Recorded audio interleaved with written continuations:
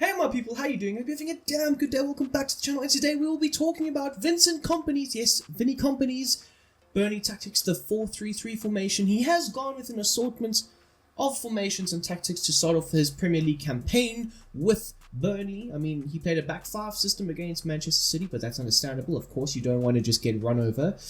He played a 4-4-2 formation against Spurs, and they still got run over.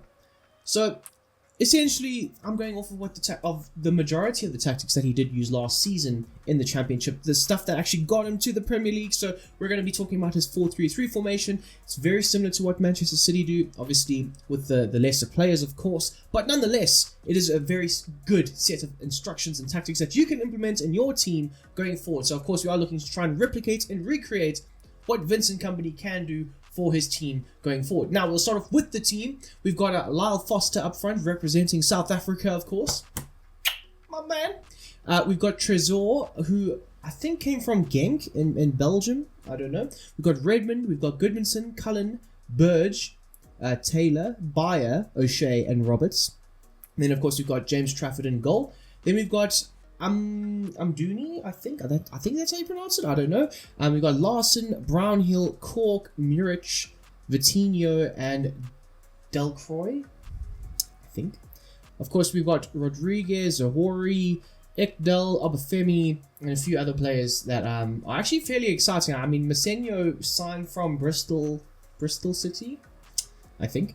I remember using him in career mode a few years ago. He was fantastic. So you know what? For this Vinny Kompany, no, I'm joking, but seriously, like there's some good young players that they have here, so good for them, good for Burnley going forward. It's a bright start to a good future, you would assume. They have brought in a lot of younger players as well to develop under Kompany. So you know what, fantastic, absolutely fantastic. As you can see right here though, we have gone with a 4-3-3 holding, of course, one goalkeeper, two centre backs, two full backs, one DM, two central midfielders, one striker, and then of course two wingers. Vincent Kompany likes to implement a pressure on heavy touch, so he'll rather wait and keep his shape and structure, keeping the team very structurally sound, and they'll wait for the opponent to make the mistake, and then as a unit they'll pounce on that mistake and try and hit the counter-attack and win the ball as high up the field as possible. I do know that they do try and put a lot of pressure on the opponent's backline and the goalkeeper. They'll look to rush the goalkeeper in certain moments, especially if the goalkeeper is not good on the ball. They'll look to keep them honest, I like to say.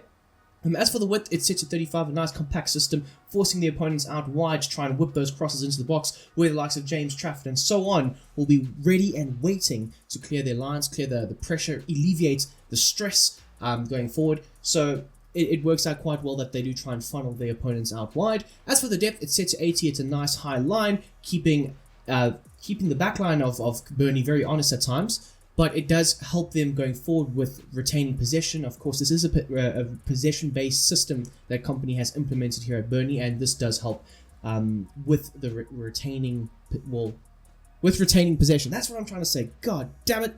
But basically, you do want to have a high line. Your centre backs are quite pacey as it is. Your fullbacks can get back as well and look to help the centre backs in certain moments. But of course, as per always, you are very susceptible to the counter attack. So be careful when using it and know who you're playing. If you're playing a City, do not use an 80 depth. Probably drop it down to like a 40, to be honest. As for the offensive build-up, it's set to slow build-up, and as well as chance creation is set to possession. Like I said earlier, it is a possession-based system. Kompany, I think, I could be mistaken, but I'm pretty sure Kompany's Burnley had the highest, or the highest in the Championship in terms of possession, but the third highest in Europe? I could be wrong though, but I'm pretty sure I heard the commentator say that the other day, that they had the third highest possession stats in Europe. And that's very, very impressive for a Burnley side where it's his first season coming in. He's done a very good job with what he's had to deal with. I mean, this is a Burnley side that had Sean Dyche having them kick the ball up the field and running onto it, and hopefully, you know, you doing your thing. And he's revolutionized the club in terms of the way that they play football. Anyway, as for the width, it's set to 45, which is a very narrow type system, but with the possession stats and everything like that, you want to be spraying around these little short 5-yard passes, pass and go, pass and move, very liquid, fluid football, and that's what you can do to try and keep your team nice and compact, as well as have those quick-fired passes in and around the midfield area, working it up through the final thirds of the field and the game. And as for the players in the box, it is set to 6. Now, you can have it slightly higher depending on who you play on, but For me, I think a 6 is a nice happy medium, to be fair. It does allow you to have 3 players in the box, 3 dangerous attackers in the box. Normally it's your 2 wingers and your striker. And then it allows you to have more players around the box in case there are the clearance headers that you can then collect, recycle, and then look to try and probe and cross back in and hopefully score more goals. As for corners and free kicks, as per always, it is set to 4. So with the instruction section, we'll start off with James Trafford. He is set to come for crosses and be a sweeper keeper. Of course, when you are playing with a high line, you do need a sweeper keeper to come off of his line, claim the ball, reclaim possession, circulate it back into the midfield or the defense, and then push it up higher up the field. And it does allow you to have a player high line as well and not have to stress and worry about your goalkeeper just staying on his line as well. And then when you are trying to funnel the opposition to those wider areas, whipping those crosses, you do need a goalkeeper that's going to be aerially dominant, and that is what James Trafford is. By the way, just a fun stat. For the England under 21 Euros I don't know, the tournament that recently just happened, I heard that, you know, England didn't concede a single goal, and there was a 96th minute penalty in the final. So fantastic for James Trafford, might I say. As for Bayer and O'Shea, they are set to their base set of instructions, no alterations, no changes. But this is where things get a bit frisky and funky. We've got Roberts and Taylor. They are set to the same set of instructions. They are set to have a balanced attack, so they will look to sometimes get forward, support the attacking play, support the wingers, add a little bit of width. But they will look to make underlapping runs at times, invert into the midfield, have an extra layer in that midfield to be able to link up play, combine well. Like I say, those short little 5-yard passes, your fullbacks will be very involved with going forward and moving on high up the field. They're also set to step up to be a bit more aggressive, impose themselves on the opposition's fullbacks or potentially their wingers if they're getting forward nice and high. And you do want your fullbacks to interact on an aggressive state or an aggressive scale with the opposition's front line as well. And then, as you can see, for Charlie Taylor, he is set to the same set of instructions as well. Now we move on into the midfield. Cullen, he is set to cut passing and stay back while attacking. Normal interceptions will be on, stick to possession and then cover the center. So basically, he is going to shield the back line. It goes without saying. He's not going to look to progress too far high up the field. Like I say, he's going to be that out there ball. If you are too congested going forward and you just need to sometimes just alleviate pressure and just draw out the opposition, he will be that guy that's more or less unmarked in the midfield at times. You pass back to him, you draw out the opposition, and then you fire balls back in, trying to pick out those little half spaces that are created when the opposition are coming out from their goal. So yes, he is the guy in the midfield that's going to hold down, be the linchpin in the midfield, and protect the back four at times. As for Sanderberg, recently bought in from Sheffield United. That's a strange one, by the way. Sheffield United selling all their good players. It doesn't make sense to me. If I was a Sheffield United player, it would be horrible. Anyway, fan, not player. Anyway, but we're talking about Berg. He is said to have a stay back while attacking mentality, so he won't always look to progress up the field. And he will look to try and support the likes of Cullen in certain moments. But in terms of his support on the crosses, he will look to sometimes make that advancing run slightly higher up, but more times than not, he will be on the edge of the box, rotating possession, helping maintain possession in and around that area. Normal interceptions are set to be on for him, sixth position and then cover the wing. And then as for Goodmanson, he's set to get forward, so he will be the most advanced, highest midfielder possible. I don't know. He is going to be the highest points in the midfield, playing just in behind the likes of Lyle Foster, Redmond, and so on.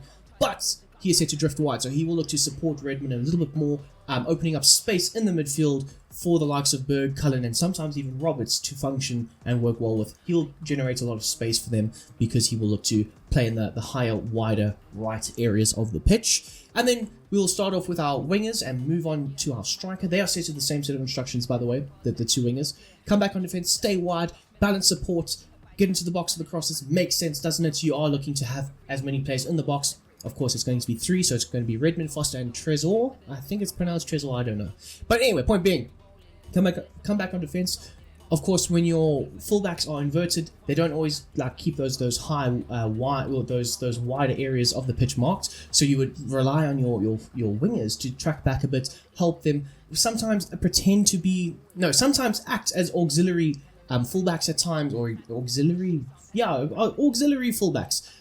Helping out, creating a back six in certain moments when you're under the cosh, of course. Stay wide, so they will be holding the width of the field. They will be looking to get the ball on the sideline, to have that 1v1 situation, drive left or drive right, look to cross the ball or take shots. Of course, Redmond is a left-footed player, as well as Trezor is a right-footed player, so they will look to more times than not cut inside and act as inside forwards in certain moments of the game.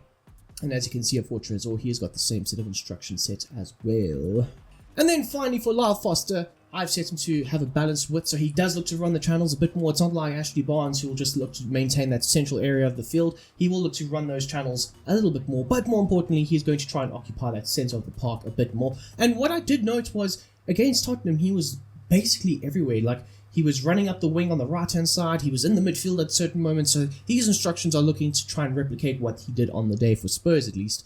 As far as attacking runs, it's set to mix, so he won't always look to just press and try and stretch the back line by getting in behind all the time. He will look to sometimes drop off, interchange passes with the likes of the midfield or even the wingers in certain moments, and what that does is it does open up space in the back line, pulling defenders out of position in certain moments. But he is also going to look to lead the press, especially when there's the heavy touch mistake.